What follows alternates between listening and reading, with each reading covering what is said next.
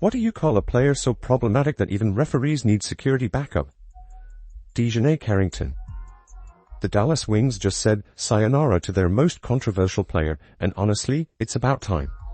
This is the same player who poked Caitlin Clark in the eye during the playoffs, injured her own teammate Paige Beckers while trying to hurt Jessica Shepard, and created such chaos during a Chicago Sky game that officials literally called for security. 4 flagrant fouls this season alone tell you everything you need to know about why Dallas couldn't wait to get rid of her. Before we dive into how Carrington got booted from Dallas, let's first break down why Dallas let her go in the first place. You know what separates a tough defender from a dangerous player? Intent. And DiJonai Carrington's highlight reel reads like a medical report. Let's start with the incident that put her on everyone's radar.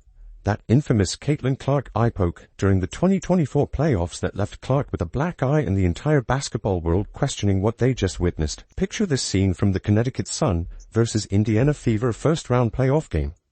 Clark goes for a signature shot, and Carrington comes over to defend. What happens next isn't your typical defensive play. Carrington's hand makes direct contact with Clark's face, specifically targeting the eye area. The impact was immediate and unmistakable. Clark's head snapped back from the force, and she immediately grabbed her face in obvious pain. The rookie sensation who had carried the Fever through an incredible season was left with a visible black eye that became the story of the playoffs. As everyone else is seeing this angle, I'm calling her in, and I'm saying to her, I need answers. But here's what most people don't know about that play. The aftermath revealed just how calculated Carrington's aggressive style really is. While Clark dealt with the physical damage, Carrington showed zero remorse or concern for what she had done. No apology, no acknowledgement that maybe she had crossed a line. Instead, she doubled down on her aggressive approach, almost like she was proud of what happened. I don't even know why I would intend to hit anybody in the eye. That doesn't even make sense to me, but no, I didn't. I didn't know I hit her, actually. I was trying to make a play on the ball, and I guess I followed through and I hit her, so obviously it's never intentional. That's not even the type of player that I am. Fast forward to June 4th against the Seattle Storm, and we see the exact same pattern playing out. Skylar Diggins drives to the basket on a fast break, looking to score in transition. Carrington comes over to defend, and instead of making a clean play on the ball, she makes contact with Diggins's head while supposedly attempting to block the shot. The officials immediately called it a flagrant 1 foul because it was obvious this wasn't basketball. This was targeting another star player's head area. Fans and analysts immediately recognized the pattern. This wasn't isolated incidents anymore. You could see the same targeting behavior, the same reckless contact with star players' faces and heads. One fan captured the sentiment perfectly, stating, "That is not physicality, that's a trash play from a dirty player who doesn't belong on the court." The public outrage grew louder with each incident. Each incident escalated in severity and public backlash. The Clark incident became the template for understanding every Carrington foul that followed. Aggressive, reckless, and always targeting star players. Whether it was going after established veterans like Diggins or rising stars like Clark, Carrington's approach remained consistent. Target the face, target the head, and create chaos wherever possible. These incidents started piling up faster than Dallas could defend them, setting the stage for even more problematic behavior. Most players worry about hurting opponents with dirty plays. Carrington managed to take out her own teammate while trying to hurt someone else. The May 21st game against Minnesota Lynx perfectly captures everything wrong with Carrington's approach to basketball. You're watching a player so focused on causing damage that she creates collateral casualties in her own locker room. She goes for another eye poke, this time targeting Jessica Shepard, but somehow manages to injure her own teammate Paige Beckers in the process. Picture the scene. Shepard goes up for a shot, and Carrington comes flying in with her usual reckless abandon. Instead of making a clean defensive play, she makes direct contact with Shepard's face while attempting to block the shot. The officials immediately called it a flagrant foul because the contact was so obviously intentional and dangerous. She basically reached around Shepard's body, but the fact that she went for the basketball and for the block, really, the basketball, you're like, yeah, it is, and she ends up getting Shepard in the face, the nose. I don't know which takes precedent. Oh, see, it's the hit the ball, and then it's the ball back. They're showing it on the Jumbotron at a different angle that sort of looked like, watch after Carrington goes for the block, watch her pull back right here, and that's the part that, I don't know if you separate that, but the chaos didn't stop there. During the same reckless play, Carrington's out-of-control movements put Paige Beckers at risk. Her own teammate got caught in the aftermath of Carrington's dirty play attempt. Think about the mechanics of how one player can cause this much chaos in a single moment. You have to be completely out of control and focus solely on causing harm to create this level of destruction. Even her own teammates started questioning whether playing alongside Carrington was worth the constant risk. When you're worried about getting hurt by your own player during practice and games, there's a serious problem. Beckers and other Wings players began showing visible frustration with Carrington's style, knowing they could become casualties of her reckless approach at any moment. Like, I'm sorry, you don't get to plow through somebody's back, almost injure a teammate, and then say, yeah, and then, claim that you've done nothing. You've done nothing, to be right, stand on business, she's trying to laugh at him, no, you're just Pat Bev, you're not Draymond, you're Pat Bev. Realistically, you're Pat Bev. That's it. And look, I mean this, Myzaitis. It was a dangerous play only for Paige. The Lynx players and coaching staff witnessed this level of recklessness firsthand and couldn't believe what they were seeing. You could see the disgust on their faces as they watched Carrington target their player's face while simultaneously endangering her own teammate. Minnesota's coaching staff knew they were dealing with someone whose style went far beyond aggressive basketball. This incident demonstrated that Carrington's style wasn't just dangerous to opponents, it was dangerous to everyone on the court. Dallas Wings management started realizing they had a liability, not an asset. When your own player becomes a threat to team chemistry and player safety, you're not building a winning culture. You're creating an environment where nobody feels safe. Was it a flagrant one? Yes. Could it have been called a flagrant two? Yes. Was it more dangerous to Paige Beckers than anyone else? Because Paige Beckers was the one who was present at the break Jessica Shepard's fall. Could she have blown at her teammate's knee? Yeah. Realistically, that is what the conversation should be about. Because she wanted to hear a fan viral meme. Because as soon as she did it, look at what she does as soon as she did it. As soon as she did, she walks toward Jessica Shepard and just tries to do a fan face. The moment you start hurting your own players while trying to hurt others, you've crossed a line that no team can ignore. This wasn't about being physical or playing tough defense anymore. This was about a player whose approach to basketball had become so toxic that it infected everything around her. Officials started treating Carrington differently after incidents like this, knowing they were dealing with someone who couldn't control her actions on the court. When was the last time you saw a referee call security on a player during a game? Welcome to the DiJonai Carrington experience.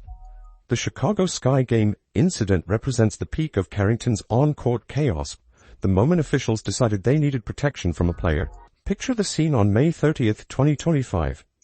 Dallas Wings just lost to Chicago Sky 97-92, and tensions are running high. But what exactly happened during that post-game conversation that made a trained official feel unsafe enough to call for security? The exchange between Carrington and referee Roy Gulbian escalated so quickly that Gulbian made an unprecedented decision in WNBA history. The specific sequence of events shows just how far Carrington's behavior had spiraled out of control. Whatever was said during that conversation created such an uncomfortable situation that a professional referee, someone trained to handle heated exchanges with players, decided he needed backup. This wasn't about a player being upset about a call. This was about a player creating an atmosphere so hostile that security intervention became necessary. Check this out right here. Hey, you went on it with me.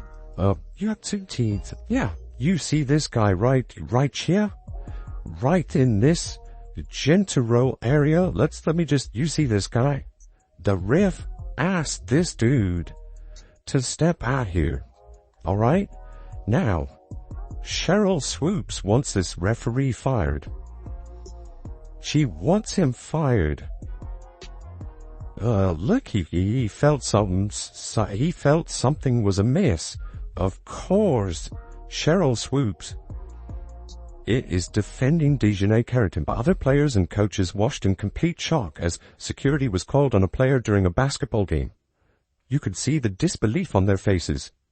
Nobody had ever witnessed this level of dysfunction in professional basketball. Players who had been in the league for years said they had never seen anything like it. Carrington's reaction on social media made the situation even worse. She wrote, "Security. When I'm literally having a civil conversation is insane. Mind you, he called the security over there." Her response showed zero self-awareness about how her behavior was perceived by officials and fans. If your idea of a civil conversation requires security backup, that says everything about your approach to communication. DiJonai Carrington, we are not even 10 games into the season. There are more times than not of DiJonai playing dirty, get a flagrant foul. Oh my goodness, DiJonai, what's wrong with you, man? Is this what your coaches condone? Is this what your coaches like? Christy 2.0, whatever you want to call this coach. I mean, are we condoning this? This incident became the final straw for many fans who were already fed up with Carrington's antics. They had watched her poke Caitlin Clark in the eye, target Skylar Diggins in the head, and injure her own teammate. Now they were watching her create problems with officials that went beyond the game itself. Her 4 flagrant fouls this season built toward this exact moment. Each incident showed a pattern of escalating behavior that officials couldn't ignore anymore. The league's tolerance for her conduct was clearly reaching its breaking point when referees started calling for security during routine, post-game interactions. When referees need security backup to handle you, you're not playing basketball anymore. You're creating problems that go way beyond the game. This wasn't about competitive fire or passion for winning. This was about a player whose behavior had become so problematic that trained officials needed protection from her presence. Dallas Wings management finally realized they had to make a move. After months of defending the indefensible, Dallas Wings finally did what everyone saw coming. They shipped Carrington out of town. The trade to Minnesota Lynx brings Diamond Miller, Carly Samuelson, and a 2027 second-round pick back to Dallas, while the Lynx get, well, good luck with that. But here's what makes this trade fascinating. Minnesota is a championship contending team that just willingly imported chaos into their locker room. The Lynx are sitting pretty with a 24-win, 5-loss record and positioning themselves as a major threat to the reigning champion New York Liberty. Now they've added a player whose specialty is creating problems that go way beyond basketball. Hey, DiJonai, they not really rocking with you. They're trying to get rid of you. They're giving no reassurance that they want you around at all. You can't get in the game in the 4th quarters. You're buried in the bench. You've been awful this season. It looks like you've forgotten how to play basketball completely. And what do you know? Good morning. DiJonai Carrington has been traded. DiJonai Carrington has been traded to the Minnesota Lynx. Boy. Let's talk about what Dallas actually got in return. Diamond Miller was the number 1, second overall pick in the 2023 WNBA draft and earned a spot on the WNBA All-Rookie team. During her rookie season, Miller averaged 12.1 points, 3.5 rebounds, and 2.5 assists per game. Her three-point shooting has been impressive in 2025, hitting 53.8% of her attempts. That's real talent Dallas can build around without worrying about eye pokes and security incidents. Carly Samuelson brings veteran experience with career averages of 5.3 points and 2.0 rebounds per game, shooting 41.1% from the field and 39.2% from beyond the arc. Yes, she's dealing with a left foot injury that required surgery, but at least she's not dealing with behavioral problems that require referee protection. Dallas fans are celebrating this trade like they just won the lottery. You can feel the relief across the entire fan base. They're finally free from the constant drama and embarrassment that came with defending Carrington's actions. No more explaining away dirty plays. No more justifying why their player needed security called on her during games. Analysts keep saying that Minnesota coach Cheryl Reeve is supposedly the one person who can fix Carrington. Let's be real. Some players are beyond fixing when their problems run this deep. Reeve has built a championship culture in Minnesota, but even the best coaches can't fix a player who targets opponents' faces and creates hostile situations with officials. Listen, DiJonai, I told you last time. I'ma tell you again. You better bring your game to Minnesota or next season you might not even be here.